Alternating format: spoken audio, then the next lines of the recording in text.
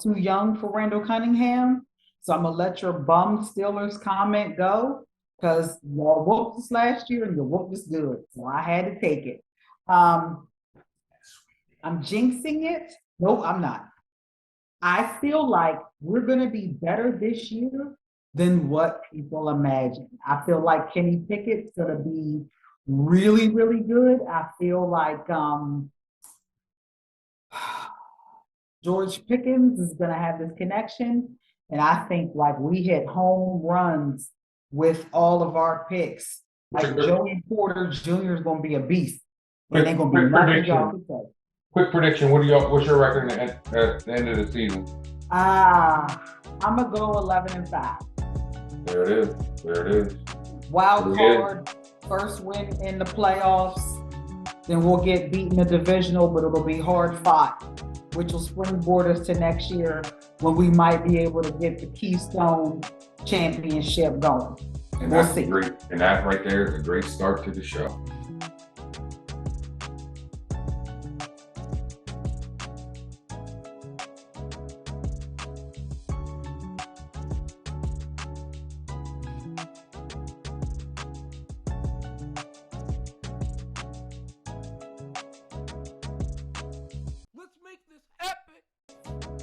I brought you the SkyBoxx.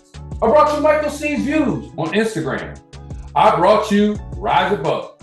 Now, welcome to Epic Perspective, where we give an epic perspective in an imperfect world.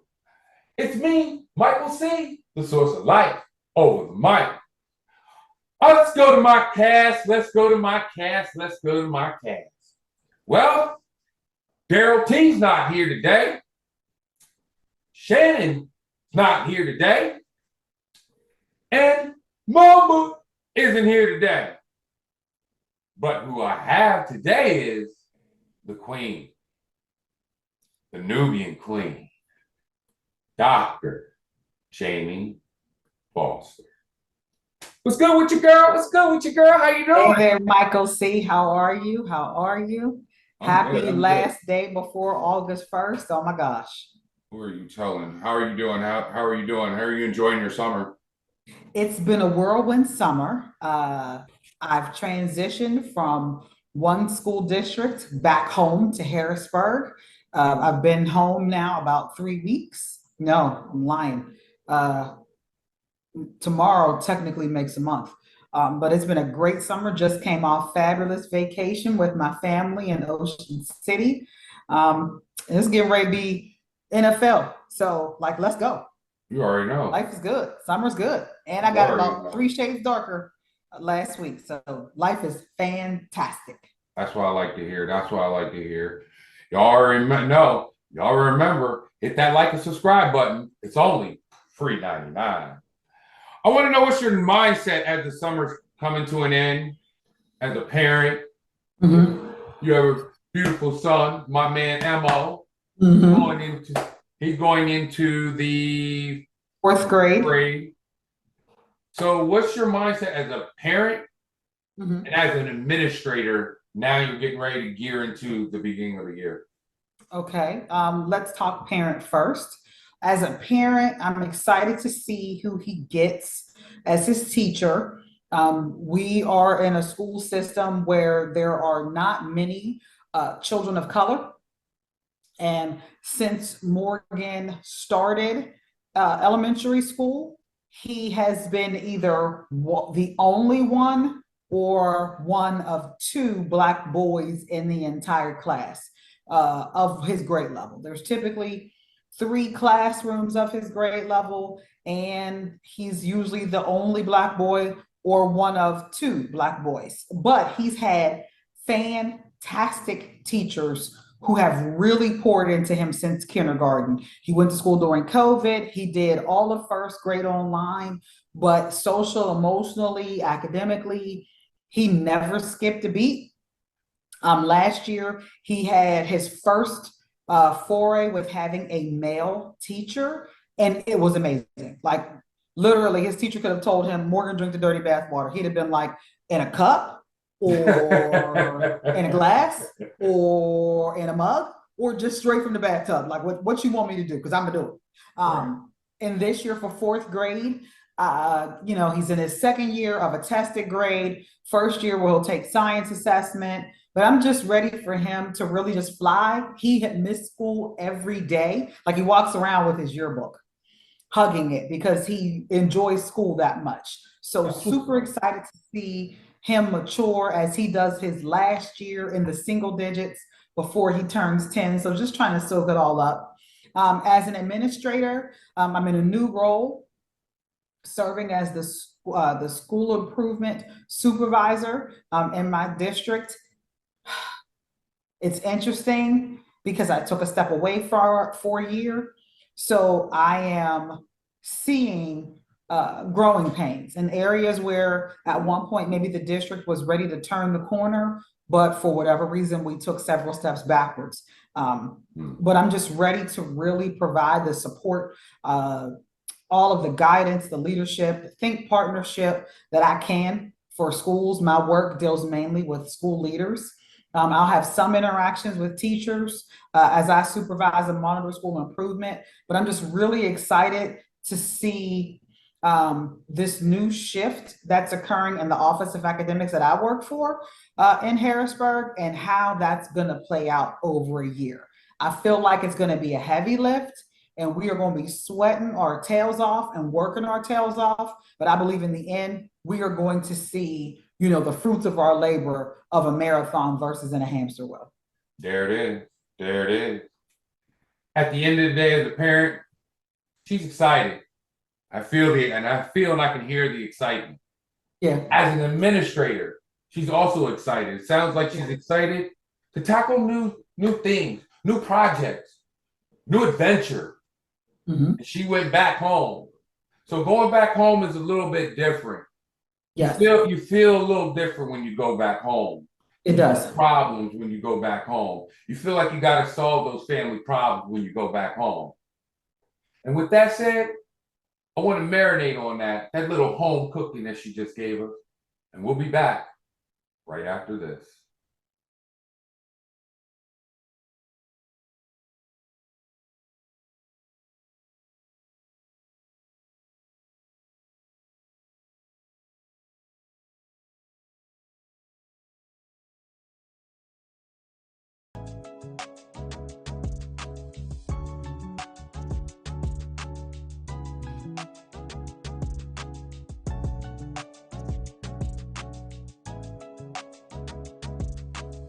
Let's make this epic.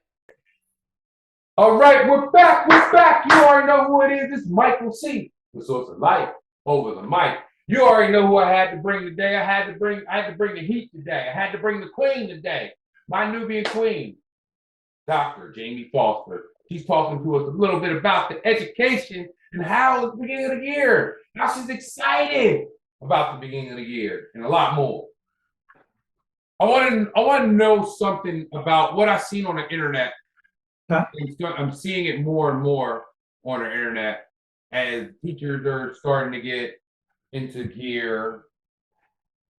They want to go to Amazon. They want to go to Amazon to get free donations. And it's kind of bothersome to seeing that teachers have to go that extra mile. So you're an administrator, so I can throw an idea out there to you. And you tell me if you would piggyback off an idea, something like this. If a teacher is going out and going on the internet, posting, okay, they need such and such a thing on the internet. They need these supplies on it and stuff. Why doesn't the administration find ways to get these teachers supplies at the beginning of the year? I think that's a great question. It's actually a question that the majority of the public really wouldn't quite fully understand because they're thinking from the space of tax dollars, budgets, etc.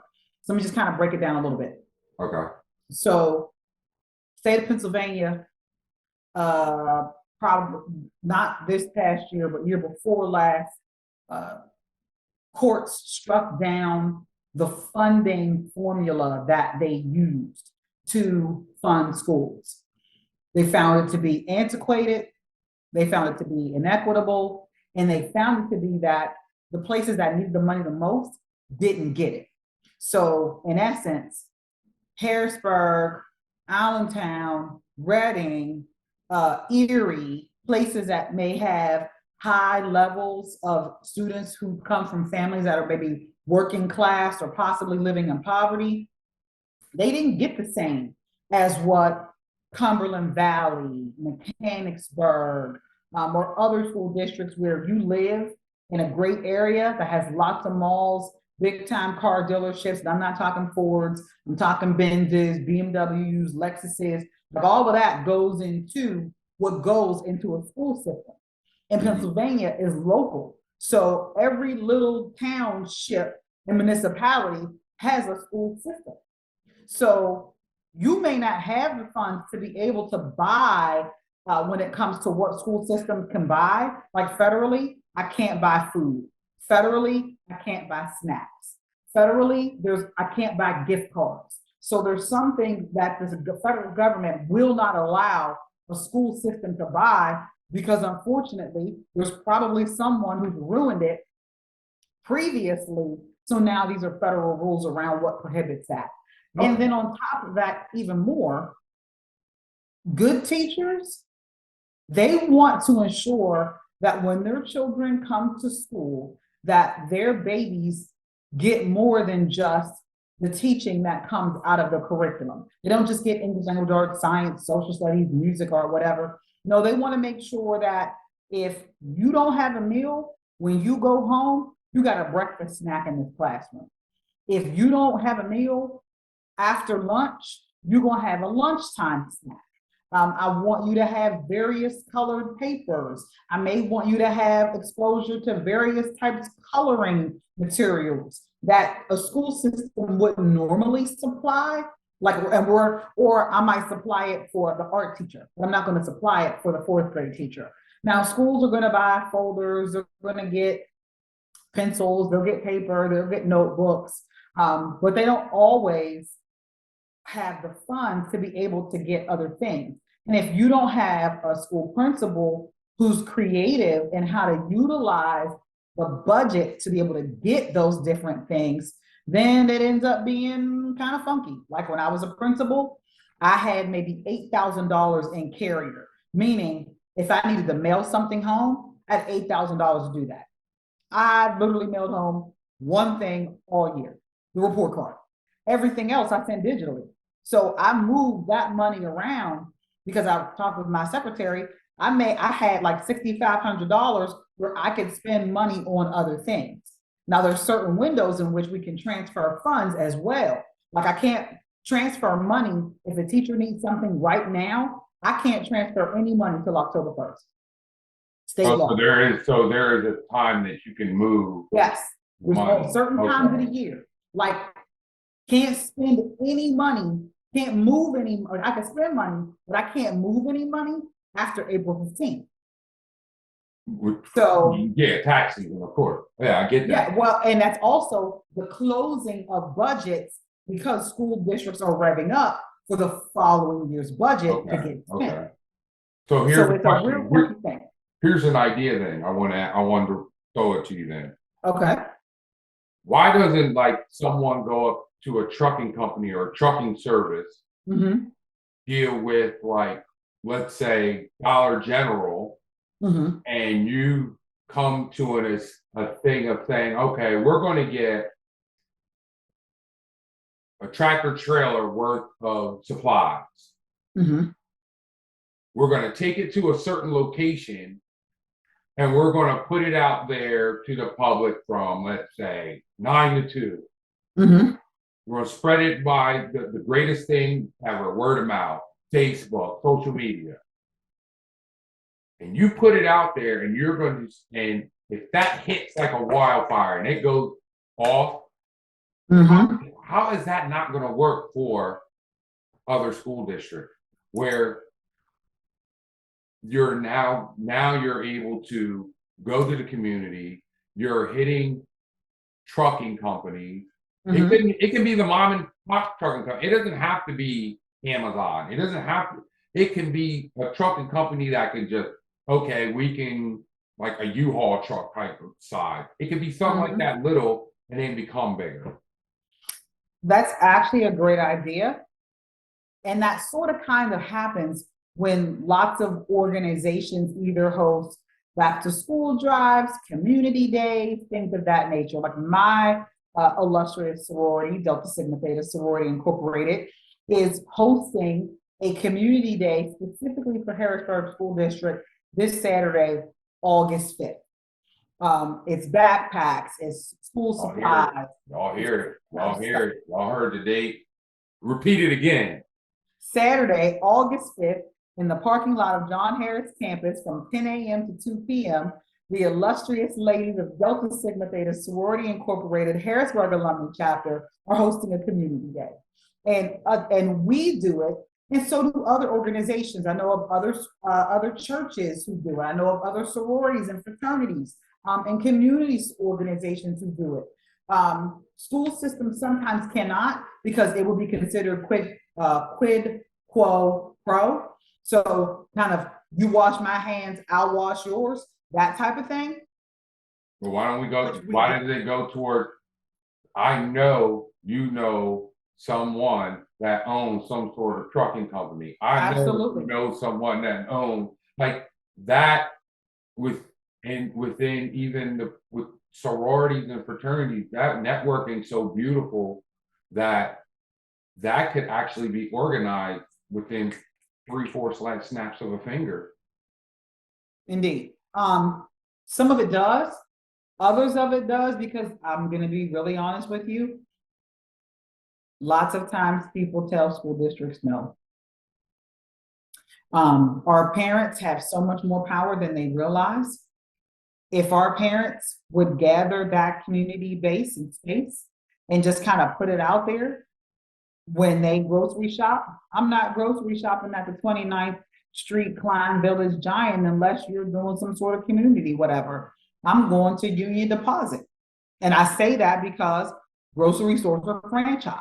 So you don't necessarily have to talk to giant corporate. Giant Klein Village has significant power itself to do something. But we don't always do that. We don't always necessarily know how to organize in that way.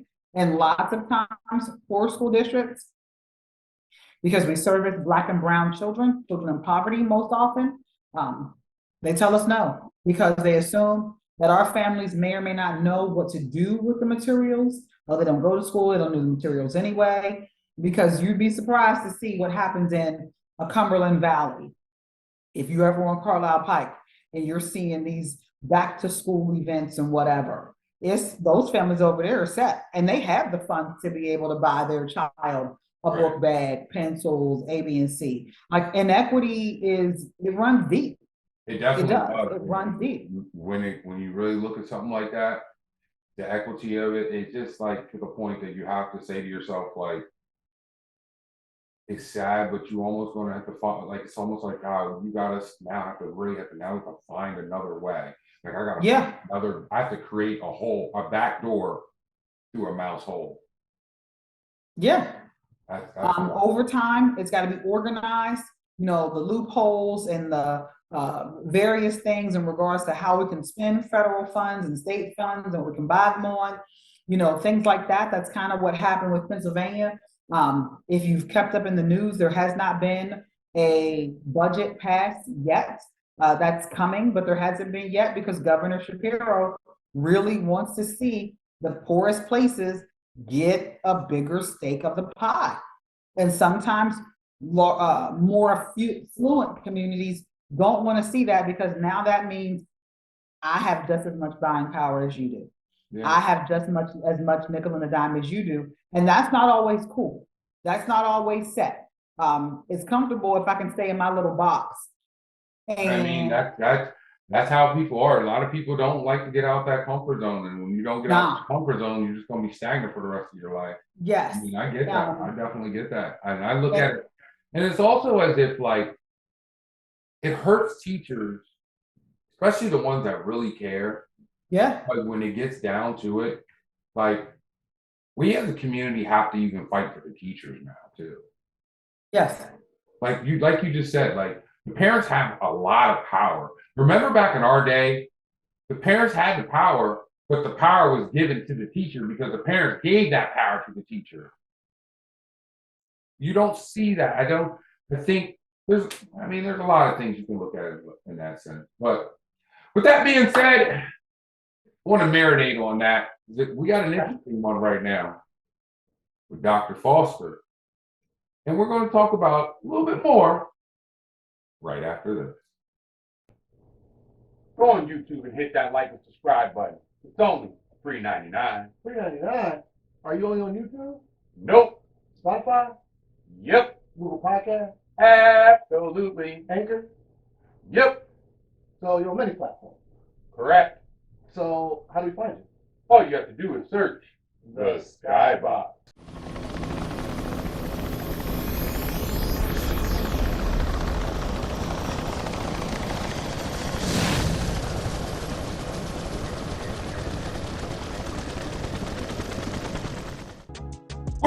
We're back. You already know who it is. It's Michael C. The source of life over the mic. You already know who I'm with. I'm with the queen, the Nubian queen, Dr. Jaimie Foster. And we're talking about education. We're talking about a little bit of this. We're talking about a little bit of that. And we're going to talk a little bit deeper about education, parents. Let's keep it going. How do you feel that parents should or can help improve the education system? Just advocate, like hold us accountable. If your kiddo is going into kindergarten and they don't come out a full-fledged reader, you want to know why. Like straight up, you want to know why. If you want to know how to help, because lots of times parents are like, well, what can I do? How can I help? I used to say to my families when I taught high school, don't ask your kid, how was your day? Because they're going to say to you, fine, it was cool. Ask them, what was the best part of your day, excluding lunch and recess? Best thing you learned today. Tell me about the new math strategy you had. What did you do in English language arts today or reading? How did you work on your writing? Did you do cursive? What new letter did you work on? How are you feeling about your comfort level with, connecting your O to your R? Like just ask little things. And as you get higher, when you're in high school, I remember when I taught high school, my families, and I taught chemistry. They'd be like, Miss Foster, I don't know what to ask. I said, I literally ask them, what did Miss Foster teach you today? And if they can say it with pretty much some ease, like if it's rolling off their tongue like this, they got it. If they're like, well, she taught then either they weren't paying attention or they don't have it down. I said, I give homework every night. If you want to know what homework you can do, literally you can practice. Like Morgan, for example, he very rarely had homework. Very, very rarely did he have homework. On the days that he did, I knew that it was something serious that his teacher really wanted his class to master. He got homework when it was time, like when it was time for them to get times tables, like spitting them, when he was coming at them 4 times 7, 6 times 6, 7 times 5, 5 times 9. Like when he was hitting them with that, they had some stuff. And when it started to get a little funky in the class, and not everybody had that automaticity and speed, he literally sent home minute drills that we could just practice. He was like, hit a timer for a minute, check them. How fast can they go? Right. And it was like 50 on a page. Just keep advocating for these kids and just keep on staying on top of their curriculum, staying on top of what they're doing. Don't smother them. No. But make sure that they're doing what they need to do at the end of the day. Absolutely. And I will tell any parent, let your baby fly. Let them fly. You'd be amazed at what kiddos can do. From our time working together in our building, you remember kindergartners when they first started carrying that doggone plate at lunchtime? Oh, yeah. That thing would be like, Yeah. Nobody carried it. It was like, baby, slow down. There'll be a couple of spilled lunches on the floor, a couple of tears. Yup. In 3 weeks, I was like, those this kids- kindergarten's not too bad. kindergarten scholars walking through with the lunch like, Right. okay, They're I'm doing- ready. You need help with your milk? Or they learned how to speak up and advocate for themselves and go, I need help with my milk versus crying, I can't help my milk. I need help with my milk. Can you help me with my milk? Right. Hey, my friend, I tried to open his milk. Can you help me with my milk? Right. So like, these are the things that families can do. And show up. When we have, like I literally told some families in my previous school district, they were like, what can we do? I said, y'all want to come to like the music stuff and all of that? Yes, do that. You want to talk about the biggest thing that you want to come to for a school district? Come to the budget meetings. Be present. Come to the budget meetings. Be present. Because every budget meeting, and what I mean by budget is when the school districts begin to do like almost all of them do like a listen and learn right before school, before they get ready to craft the next year's budget. Usually starts January, February, maybe March. Just come and listen. What's the school district getting ready to spend their money on? Right. What new positions are they creating? That actually is going to help you out at the end of the day because you're thinking Absolutely. that's your money at the end of the day. That's your tax earned money. That's your tax You want to dollars. know. You want to know where that's coming from, y'all. Absolutely. I mean, so Absolutely. I get that, and I read that when parents are involved in PTAs and their school activities, Mhm. that is even better for the child. The child Absolutely. matter more in school. Absolutely. My son's principal lives around the corner. There it is. And it's not just me. Every kid who goes to Morgan School lives in our neighborhood. Mhm. And the principal does too. So he's accountable to us. When it's time for trick-or-treating, he's outside passing out the candy. I'm Right. sure some family is talking to him about something with their kid at school. I try to get a man a break. How you doing? Ain't that the truth? Let me get my Snickers. True. Yeah, but some kids look like actually rock stars, man. You know, when you're out and about, they look at us, and then they're like, "Wow, like, you really are a true person." Like, Yeah, yeah, for real. you already know what it is. You already know what it is. With that being said, we're going to sit back and we're going to marinate on this beautiful conversation, and I'll be back. We'll be back right after this.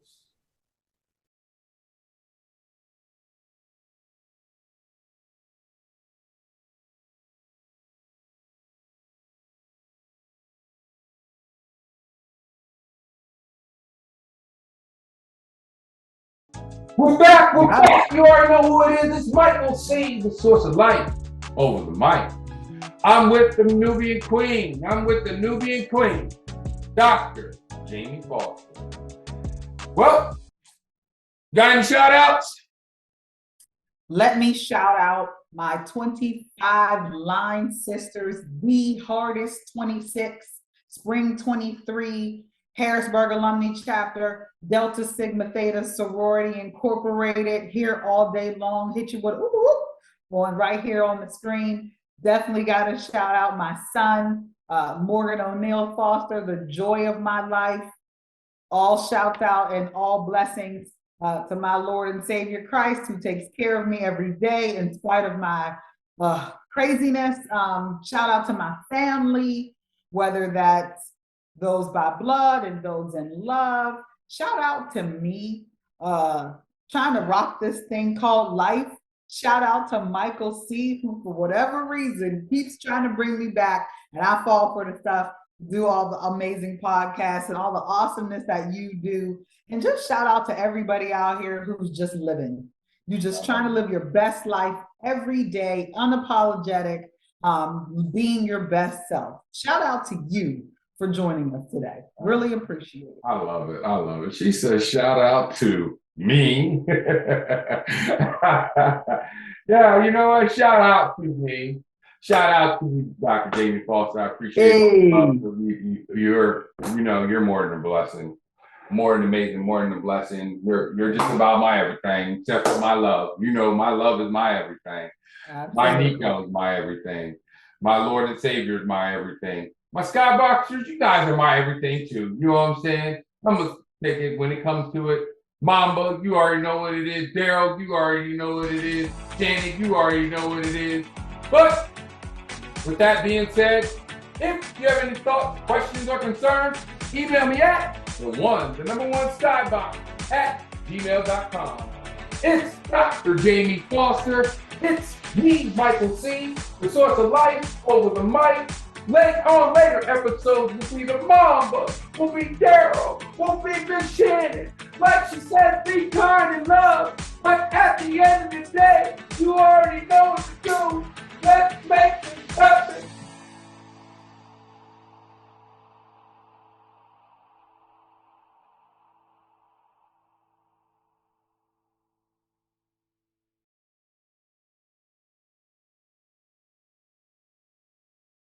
Let's make this happen.